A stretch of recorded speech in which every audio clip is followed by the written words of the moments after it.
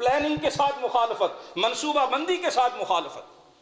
اور پھر ہم اگر چاہیں کہ معاشرے سے خود بخود فواحش ختم ہو جائیں، بے حیائی ختم ہو جائے، زنا ختم ہو جائے، تو پھر ہماری مثال اس کسان کی سی ہے کہ جو بیج تو گندم کا بوتا ہے اور امید یہ رکھتا ہے کہ اس پہ انار لگیں گے، امید یہ رکھتا ہے کہ اس میں گلاب کھلیں گے، اور امید یہ رکھتا ہے کہ یہاں زیتون کا پھل اگے گا۔ گندم بو کر کبھی بھی زیتون یا انار حاصل نہیں ہوا کرتے ہیں، جو بوئیں گے وہی کاٹیں گے۔ قرآن نے یہ اقدام تجویز فرمایا کہ اگر معاشرے سے فواحش ختم کرنا چاہتے ہیں تو عورتوں کو نامحرموں سے گفتگو کرنے سے نہیں روکا، نہ ہی ان سے جھگڑنے کا حکم دیا۔ وَقُلْنَ قَوْلًا مَعْرُوفًا، عمدہ طریقے سے بات کی جائے، اچھے انداز سے، لیکن لہجے کی غیر ضروری نرمی جسے کوئی غلط معنی پہنا سکتا ہو منع کرو۔ چوتھا اقدام جو قرآن نے تجویز کیا اور احادیث میں بھی جس کا ذکر ہے، تنہائی میں نامحرم کے ساتھ بیٹھنے سے منع کیا۔ خلوت اور علیحدگی میں مرد کا نامحرم عورت یا عورت کا نامحرم مرد کے ساتھ بیٹھنا ہمارے دین میں حرام فرمایا۔ کیوں؟ کہ ہمارا دین نہیں چاہتا کہ زنا عام ہو، فواحش عام۔ سیدنا عمر بن عبد العزیز رضی اللہ تعالی عنہ فرماتے ہیں، آپ کا قول علماء نے ذکر کیا کہ اگر مرد عورت کو قرآن حفظ کرانے کے لیے، قرآن پڑھانے کے لیے بھی تنہائی میں اکیلا مرد اور عورت بیٹھتا ہے تو یہ حرام، یہ جائز نہیں ہے۔ قرآن پڑھانے اور حفظ کرانے سے بہتر اور اعلیٰ کوئی کام نہیں ہو سکتا، لیکن اگر شرعی حدود کو پامال کر کے کیا جائے گا اس کا انجام کبھی بھی اچھا نہیں نکلے گا۔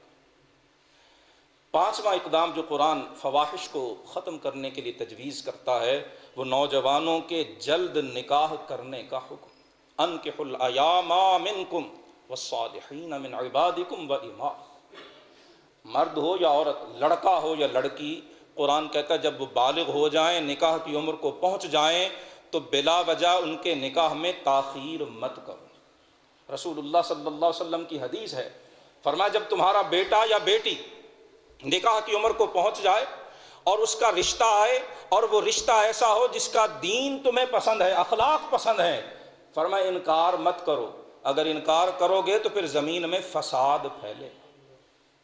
وہ جس فساد کے پھیلنے کی معلم کتاب و حکمت، عالم ما کان و ما یکون خبر دے رہے ہیں، یہ وہ فساد ہے جو آج ہم اپنی آنکھوں سے دیکھ رہے ہیں۔ رشتے آتے ہیں ہم نہیں کرتے، جی ساڑھے سٹینڈرڈ دا نہیں تھے، ساڑھے سٹیٹس دا نہیں، ہمارے معیار کا نہیں ہے۔ اللہ کے رسول صلی اللہ علیہ وآلہ وسلم فرماتے ہیں پھر معاشرے میں فساد پھیلے گا۔ یا تو فساد کو پھر برداشت کرو، پھر اس سے آنکھیں بند کرو جو بدقسمتی سے ہم کیے بیٹھے ہیں، اور یا رسول اللہ فرما رہے ہیں نکاح جلد کر دیا۔ اور آخری چیز جو معاشرے سے فواحش، زنا، بے حیائی اور برائی کی جڑ کاٹنے کے لیے دین تجویز کرتا ہے وہ اللہ کا خوف، وہ خوف خدا، اور وہ خوف خدا بازار سے نہیں ملتا، مارکیٹ سے دستیاب نہیں ہوتا ہے، وہ خوف خدا صحبت سے ملتا ہے، وہ قرآن کی تلاوت سے ملتا ہے، اور رسول اللہ نے اس کا ایک اہم ذریعہ روزے کو ارشاد فرمایا۔ حضور نے نوجوانوں کو مخاطب کر کے فرمایا یا معشر الشباب، اے جوانوں کی جماعت، جو تم میں سے نکاح کی استطاعت رکھتا ہے وہ نکاح کرے، اور جو نکاح نہیں کر سکتا فلیصم، وہ روزہ رکھے۔ روزہ انسان کو رب کا خوف یاد دلاتا ہے، اللہ کی پکڑ یاد دلاتا ہے، رب کا علم اور اس کی نگرانی یاد دلاتا ہے، اور اگر یہ کیفیت نصیب ہو جائے تو پھر انسان فواحش سے بچ سکتا ہے۔ اور جسے اللہ پاک یہ توفیق عطا فرما دیتا ہے، جو فواحش سے بچتا ہے، زنا سے بچتا ہے، بے حیائی سے بچتا ہے، برائی سے بچتا ہے، اسے فائدہ کیا ہوتا ہے؟ قرآن حکیم کی ایک بڑی خوبصورت صورت ہے جسے سورہ یوسف کہتے ہیں۔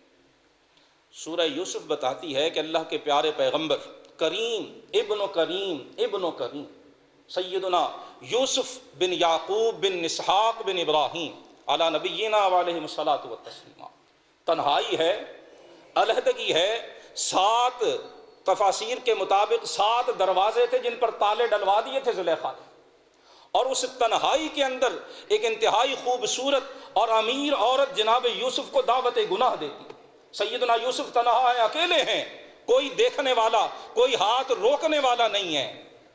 قرآن بتا رہا ہے جناب یوسف نے فرمایا تھا معاذ اللہ، اے زلیخا تیری دعوت پناہ سے اللہ کی پناہ، تیری دعوت گناہ سے میں رب کی پناہ مانگتا ہوں۔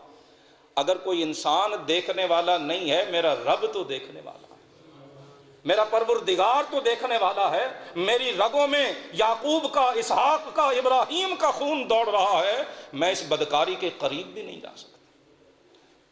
بھائیوں نے کنویں میں پھینکا تھا، زلیخا نے تنہائی میں دعوت دی تھی، جناب یوسف نے تنہائی میں ملنے والی دعوت گناہ کو خوف خدا کی وجہ سے ٹھکرایا تھا، اللہ نے کنویں سے نکال کے مصر کے تخت پہ بٹھایا۔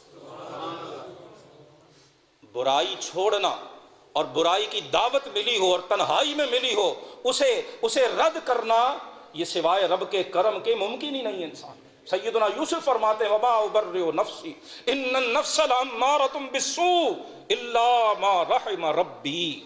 کبھی بھی نفس پہ بھروسہ کرنا نہیں چاہیے، لیکن جو اللہ کے کرم سے دعوت گناہ ٹھکرا دے، سنت یوسفی ادا کرنے کا جسے رب موقع دے، پھر اللہ قرآن میں فرماتا ہے پھر اسے ہم عزت کا تاج پہنایا۔ حضرت یوسف کو بھی تنہائی میں دعوت گناہ ملی، آج عرض کی فون پہ، موبائل اور سوشل میڈیا پہ گناہ کی دعوتیں ملتی ہیں۔ جوانوں، خدا کے لیے سنت یوسفی کو یاد رکھو۔